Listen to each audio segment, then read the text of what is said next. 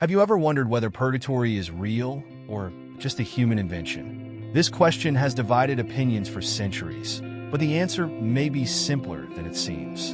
Imagine basing your hope for eternity on something not found in the scriptures, but rooted in traditions and external interpretations. What's at stake here is not just a belief, but the foundation of faith for millions of people. What if everything you've been taught about purgatory turns out to be a misconception? The truth, hidden in plain sight, lies in the Bible.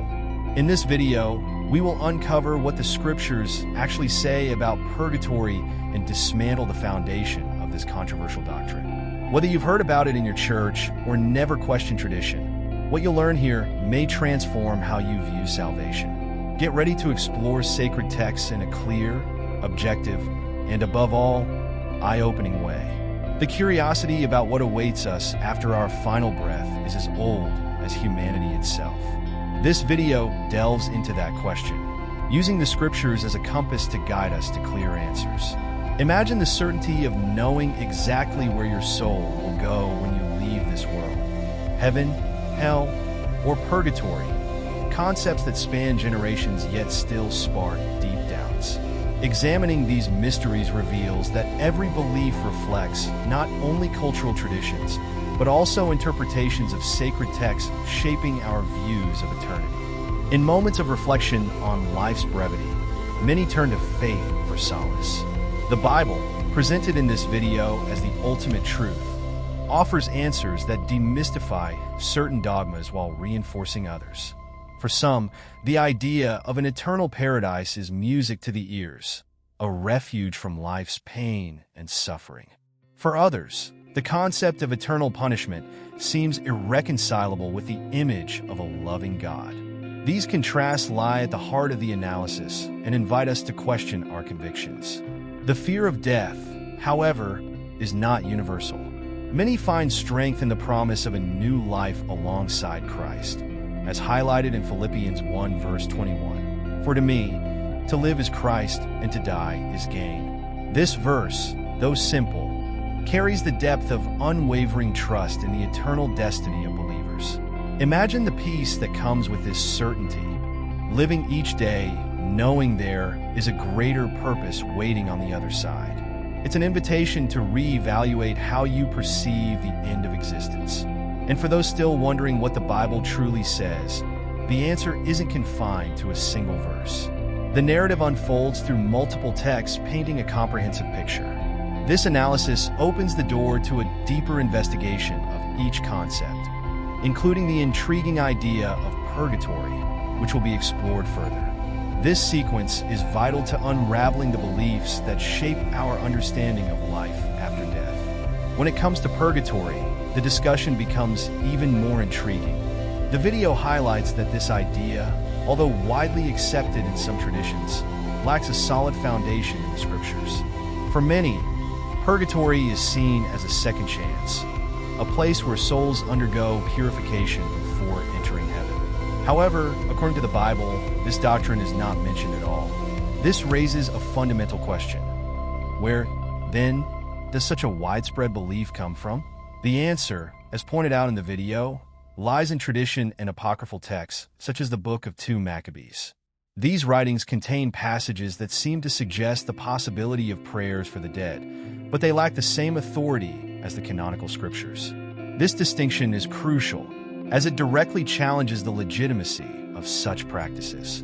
Imagine, for instance, basing your faith on something without divine backing. This reflection is not only theological, but also practical, touching on how people deal with hope and fear regarding eternity. The rejection of purgatory by the scriptures also conveys a powerful message about the sufficiency of Christ's sacrifice. The idea that something more needs to be done beyond the cross contradicts what the Bible affirms. It is finished, John 19, verse 30. These words, spoken by Jesus himself, serve as a reminder that redemption was accomplished once and for all. Think of it as a contract already signed and sealed, with no additional clauses required. For believers, this is liberating. For others, it might be challenging to accept such simplicity. The analysis makes it clear that purgatory is a divisive issue, not only among Christian denominations, but also in how each of us perceives salvation. It's a topic that demands careful investigation, guided not by human traditions, but by the Word of God.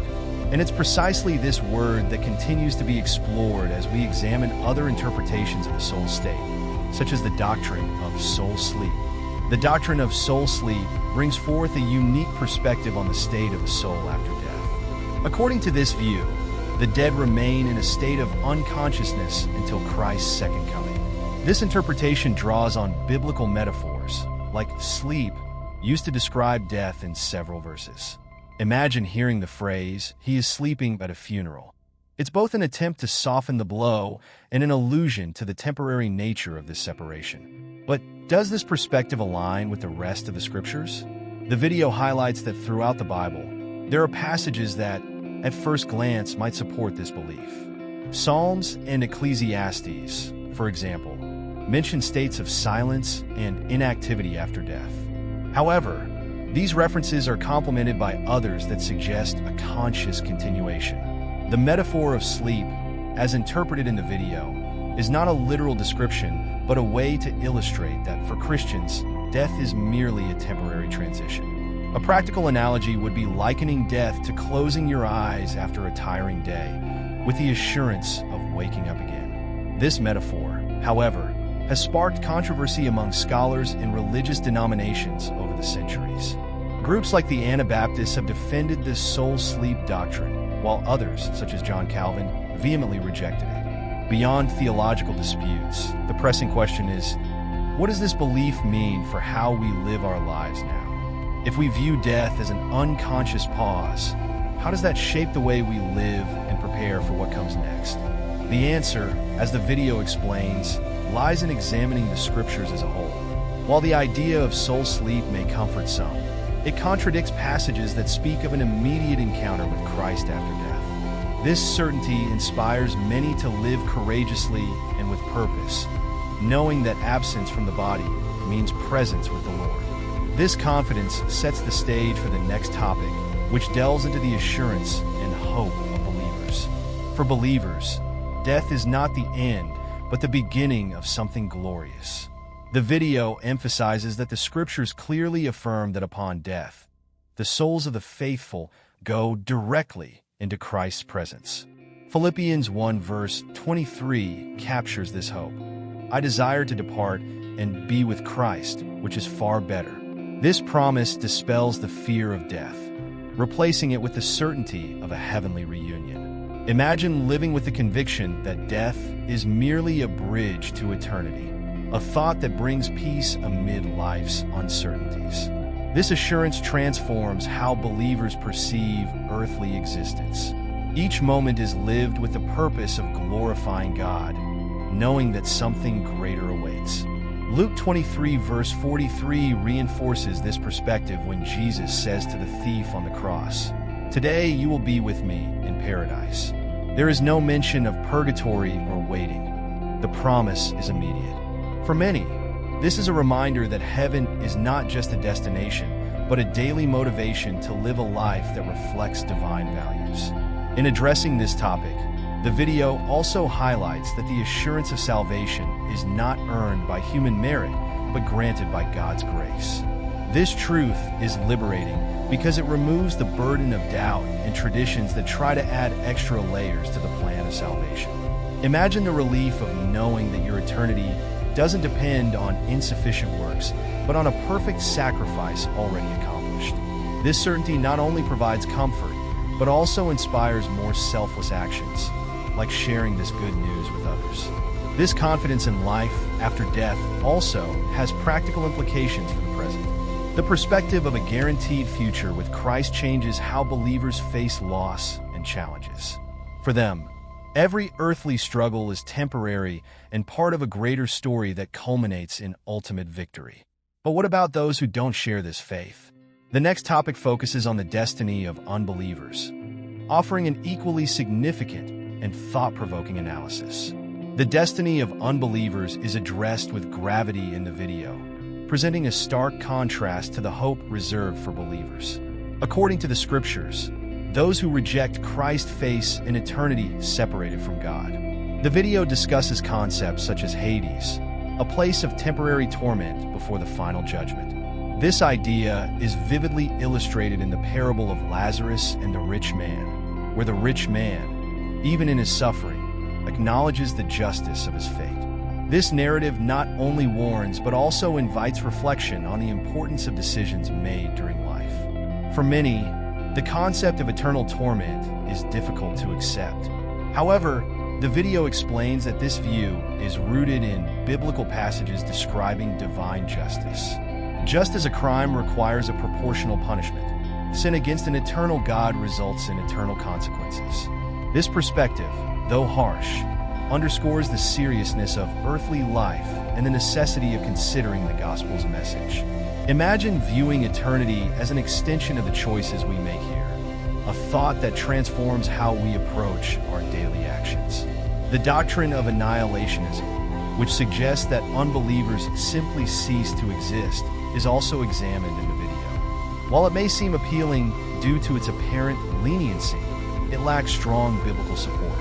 Instead, the Bible portrays a scenario where all, believers and unbelievers, are accountable for their actions.